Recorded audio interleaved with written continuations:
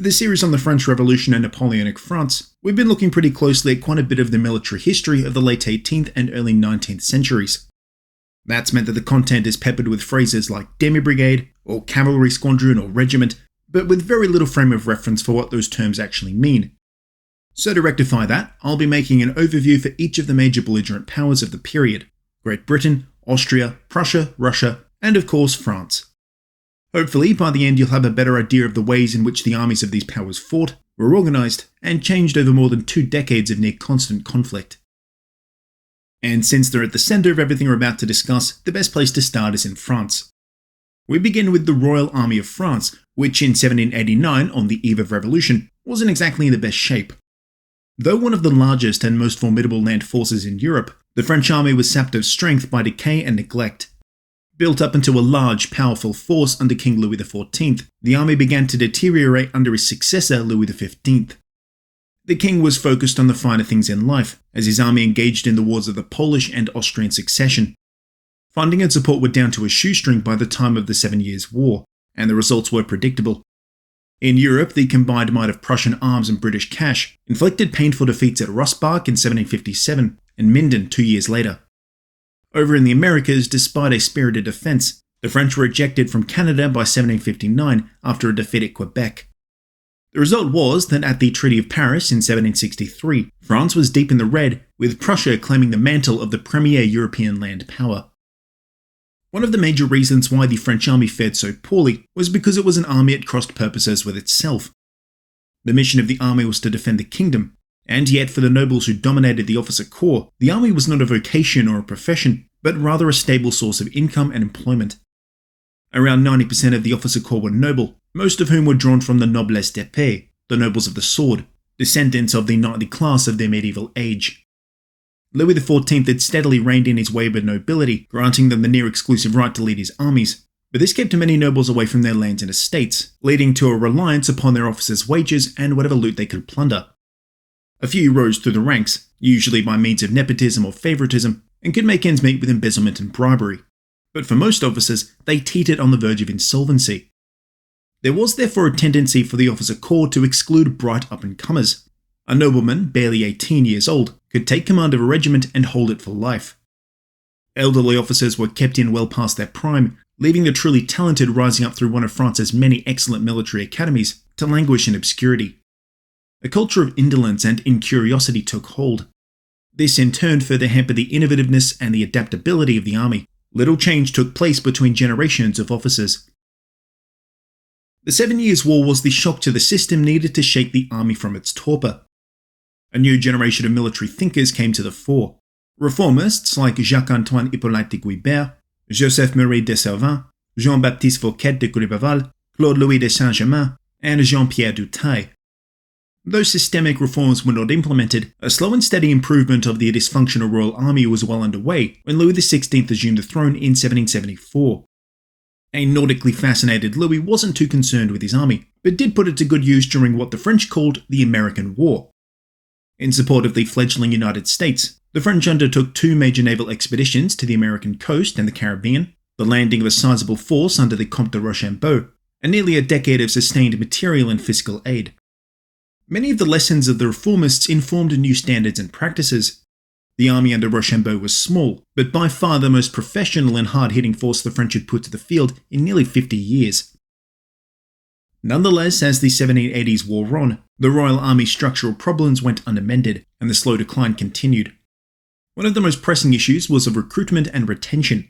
Throughout the 1780s, France hemorrhaged 30,000 deserters, and recruitment efforts struggled to make up the numbers. The most common method of recruitment was racolage, simple signing up for a 7-year contract. Racolieu was a slightly more involved process whereby recruiting sergeants would scour the countryside for recruits to fulfill the quotas imposed on regional authorities.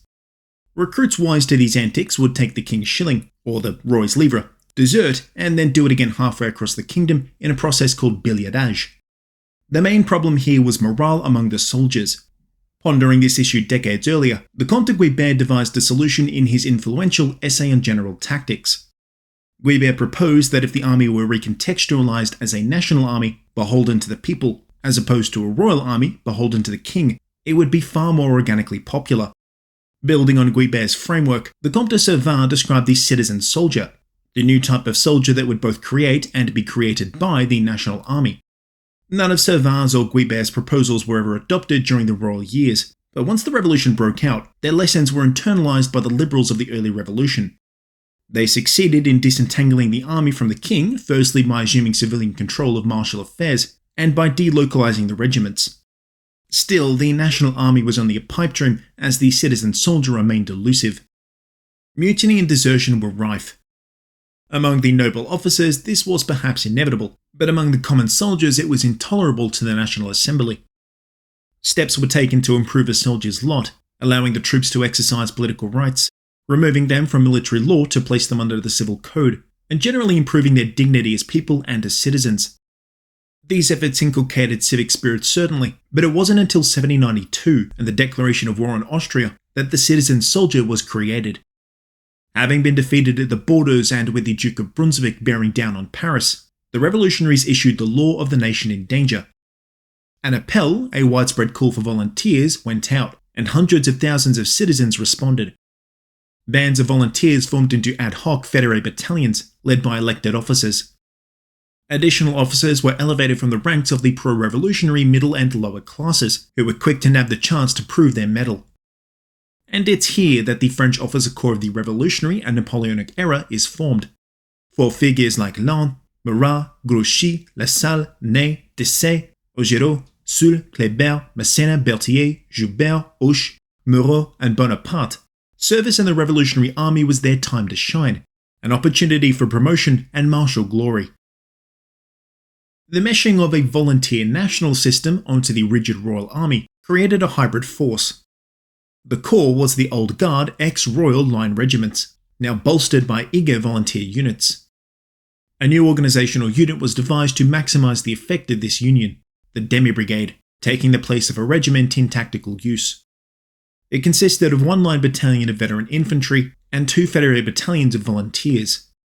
Where before the royal system consisted of 3 companies of 330 men, the new system was atomised.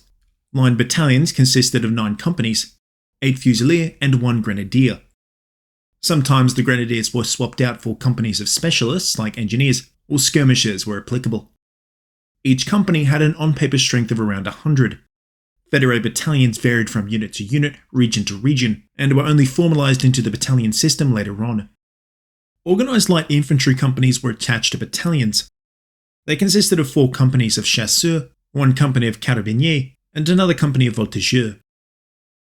Cavalry were organised into demi-brigades too. Each brigade consisted of 4 squadrons of 100 sabreurs, sabres. 2 squadrons together would form a compagnie, the standard tactical unit. The on-paper strength of a demi-brigade was around 2,500 men, but they were rarely up to strength. Likewise, light brigades rarely matched 1,000 and hovered around half strength. The demi-brigades tended to favour mobility over all else, especially under Napoleon's command. They regularly force-marched, slept in the open, travelled overnight, carried only light artillery, and even outpaced their baggage trains, all in order to steal a march. At max pace, they could average 30 miles a day. Napoleon once boasted that a Roman legion could only manage 24. However, there were always obstacles impenetrable without good engineers. The French had a deep bench of talent on which to draw, but were limited by material shortages. 2 or 3 engineer companies would accompany an army, building bridges, roads, and fortifications. Improvisation on the fly was a speciality. The demi-brigade's organisation was an imperfect solution, but it worked well enough. Things only changed when rising tensions between veteran soldiers and the better-paid volunteers flared up. Reforms were undertaken to permanently meld the volunteers and the regulars into a national army. Several solutions were offered, but the one chosen was a process of amalgamation. This was the amalgame. All differences between regulars and volunteers would be eliminated. They'd be paid the same, wear the same uniform, share the same officers and all that. Otherwise, the demi-brigade remained unchanged. This process took a while to roll out, but by mid-1794, the Republic boasted 198 demi-brigades and 15 light brigades in frontline use, with a further 213 in reserve. Updates to the amalgame in 1796, as well as the fully felt effects of the levée en masse, would churn out hundreds more brigades and battalions throughout the war. Indeed, the levée en masse was the better half of the French army, Those who were not conscripted for the army were to be put to work in the manufactories. It mattered little if men would fight if they had no boots to wear, no muskets to fire, or no food to eat. The powerful Committee of Public Safety undertook a nationwide campaign of economic mobilization and forced requisitioning to furnish the army with everything it would need. Nonetheless, a scarcity of supply and over-reliance on the French domestic economy compelled Carnot to instruct the armies to make strategic offensives in a bid to make the war feed itself. This synergized well with the proselytizing mission of the revolution, as laid out by Georges Danton and Jacques-Pierre Brissot. Recruitment for the army became an increasingly worrying problem as the war raged on. Volunteerism died hard after 1792, forcing the revolutionaries to implement the first mass conscription in modern history. Levies of hundreds of thousands of men were placed on each department, and by hook or by crook, they were expected to fulfill these quotas and provision their new recruits. Lots would be drawn in ballots, and a class drawn up for service, consisting of males aged between 18 and 25. There was no fixed term of service. This system was maintained largely unaltered from 1793 through to 1814. Though as time wore on conscription would be accepted as a grim reality, early on expectations always fell short of reality, especially after the Federalist revolts and the Vendée uprisings of mid-1793. Under the brilliant stewardship of Lazare Carnot, the organiser of victory, the levée en masse kicked into high gear and produced what Carnot called the armée en masse. This was the potent pairing of a national army to a total war economy. On the eve of a renewed offensive into the Austrian Netherlands in mid-1794, France's armies amassed around 750,000 men. However, losses over the next few years would begin to mount. Around 550,000 a year later, and 325,000 by the time Napoleon was beginning his famed Italian campaign in 1796. The French artillery arm was unique when compared to the infantry and cavalry. Here the French enjoyed an innate advantage with the best artillery and artillerists in all of Europe before the Revolution, thanks to the reforms of Gribeauval. And since most of their officers were up-and-coming types, like Napoleon, most had been pretty ardent revolutionaries. Thus there was both a great deal of continuity and a wellspring of experience. A standard artillery unit was organised into a battery of 8 cannons. Guns were then paired off and managed, where possible, by a second lieutenant. The crew for a single gun consisted of a loader, a rammer, a gunner, and a corporal to operate the gun. A captain, or more often a first lieutenant, would manage the entire battery, working in concert with other batteries. The actual guns were standardised in French service. Large 12 and 8 pounders were employed as line artillery.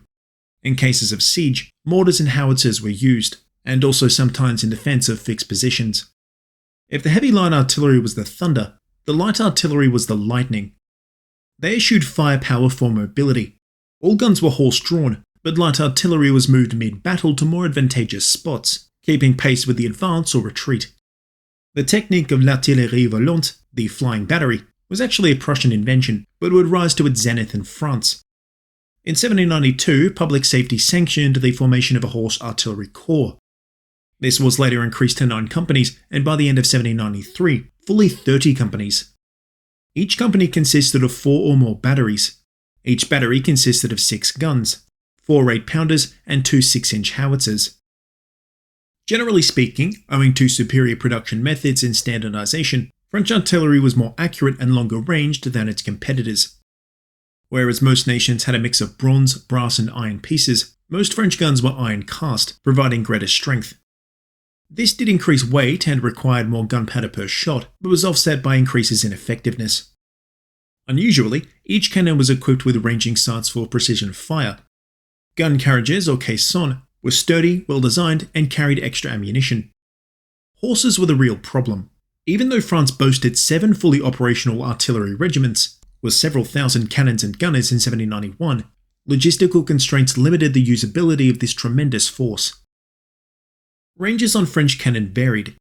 Though they could happily reach out to targets at 2 or 3 kilometres, 1,200 yards, or about a kilometre, was the generally accepted effective range of long gun fire.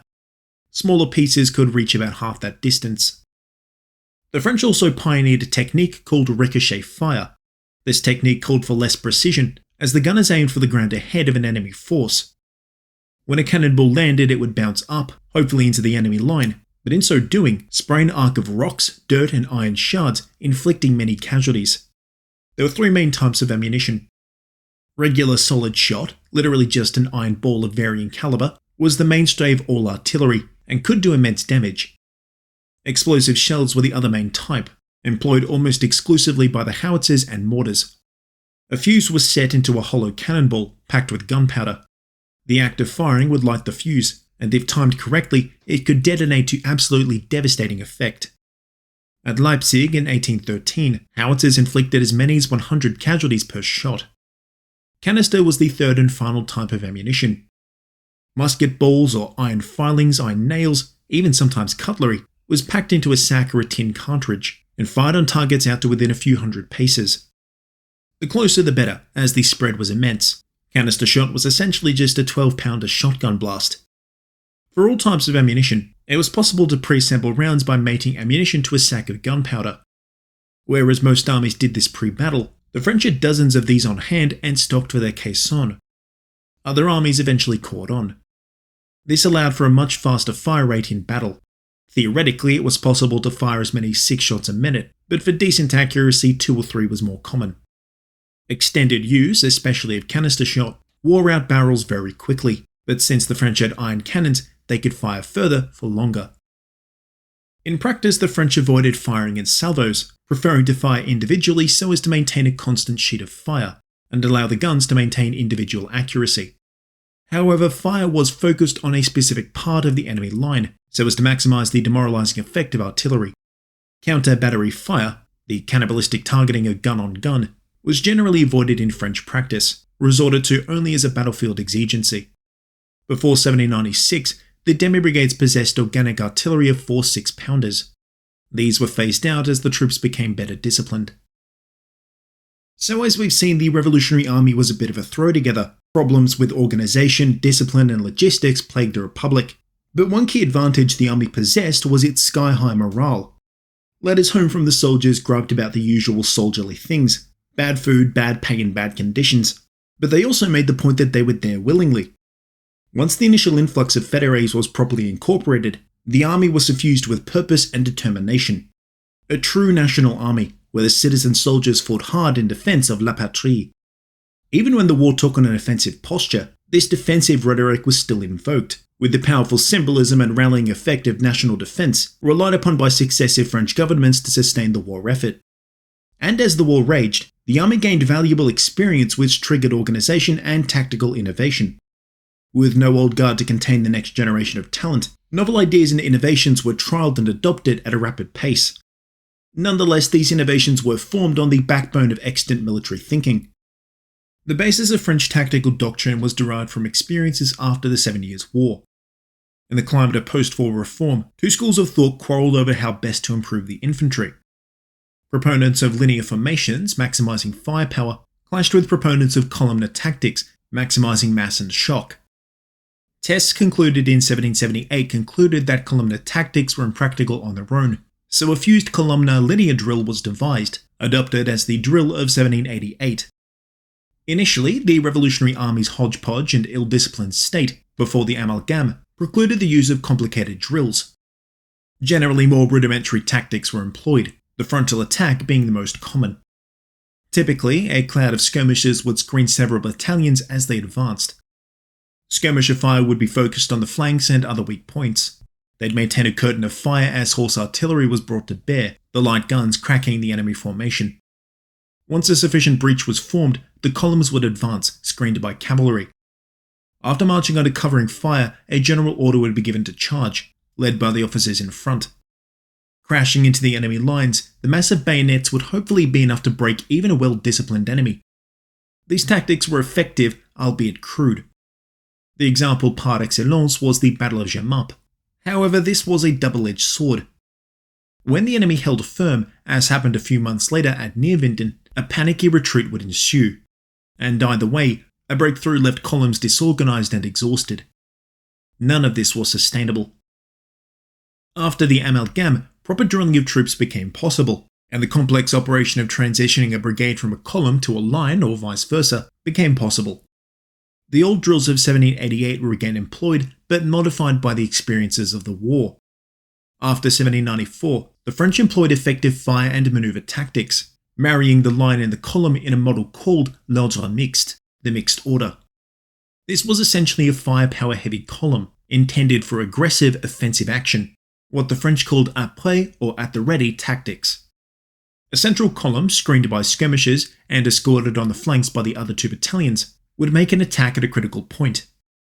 A march in line would be made until about 400 to 500 paces from the enemy. If the column was desired, this would be where it was formed. The column would then continue on to about 80 paces from the enemy, at which point the officers would reform, deliver a volley into the enemy, and then charge, tricolour held high.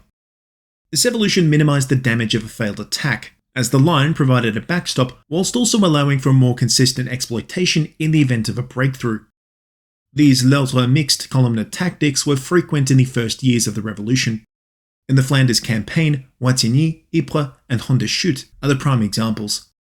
The attack on Fort Mulgrave too was an example, launched with grenadier and chasseur battalions. Bog-standard linear tactics were also frequently used. In a statistical study conducted by historian John Lynn, he concluded that around half of the engagements of the early campaigns featured linear tactics exclusively. Firing drills and linear tactics were honed with new regulations issued in 1791. French lines were typically only 3 deep. The French favoured feu de Dieu, or fire by 2, as a result of tests wherein it was determined that very little damage was done by the third rank's fire. Instead, the third rank reloaded the muskets and passed them forward. Nonetheless, feu de trois, or even marching firing drills, were also occasionally employed. Better drill, especially after 1796, enabled the French to employ better defensive tactics such as the robust infantry square. There were 2 types: the hollow square, sometimes called the divisional square, that could include multiple battalions and was usually 6 ranks deep. The second type was the battalion or closed square, with usually only 200 or so men packed tight, a 360-degree phalanx of bayonets between them and enemy cavalry. Closed or hollow squares were usually employed en echelon to afford overlapping fields of fire. Both of these tactics were copied after 1798 from Austrian and Russian drill books, both of whom had vast experience facing off against large, cavalry-dense armies. But after the famed Egyptian campaign, Napoleon and his commanders had just as much experience fighting horsemen and modified the en echelon with a system called the carré oblique. Basically, a brigade would advance in 3 lines, in linear formation, but with gaps between the battalions. In these gaps, skirmishers would stand, protected on their flanks. At a moment's notice, the lines were quickly able to form squares. If needed, they could then reform lines and continue in advance. A further modification was discovered by the 33rd Demi Brigade in test maneuvers.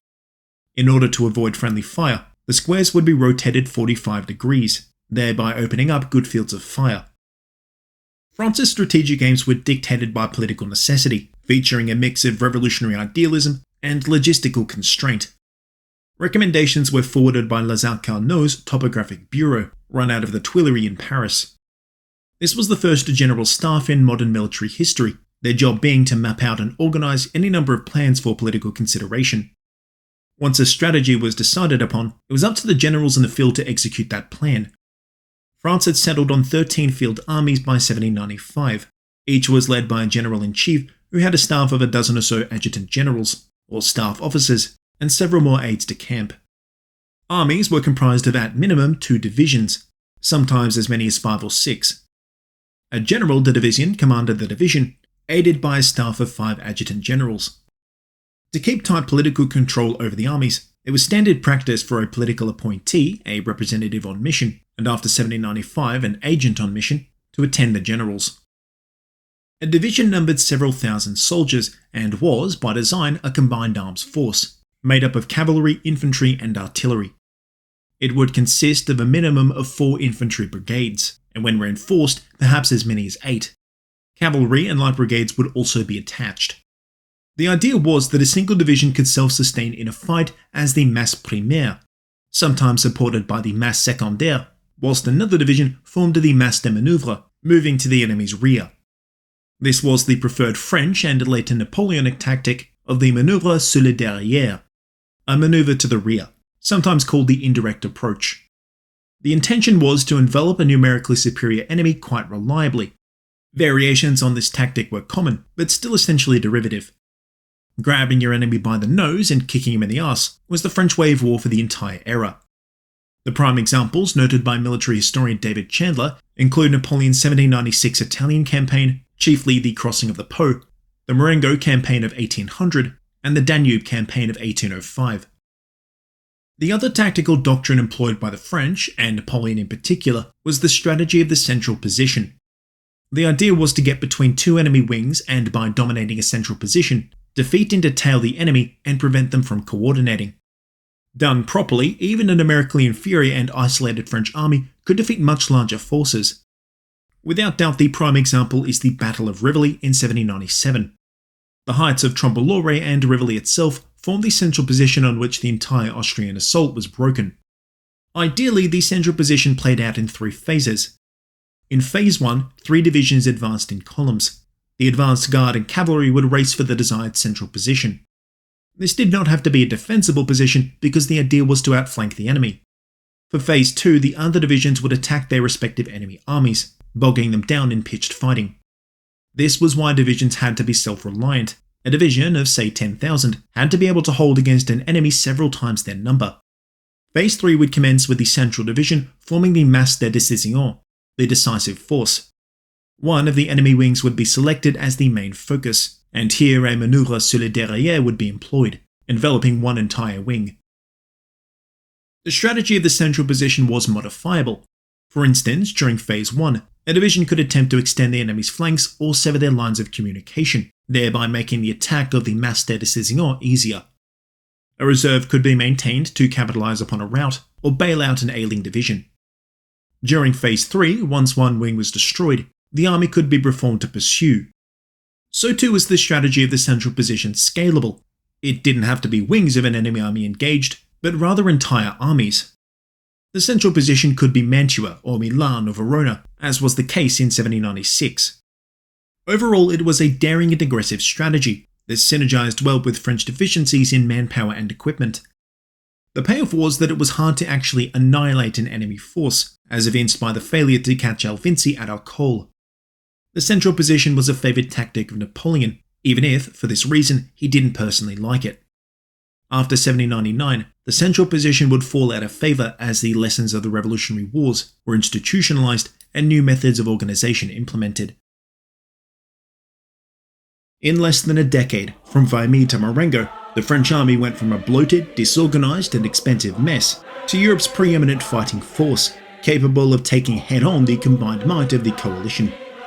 Concepts devised during the dark days of defeat in the mid-1700s were implemented by a new generation of talent, while political and military reforms, though not always successful, used the army to its nation for the first time in modern history.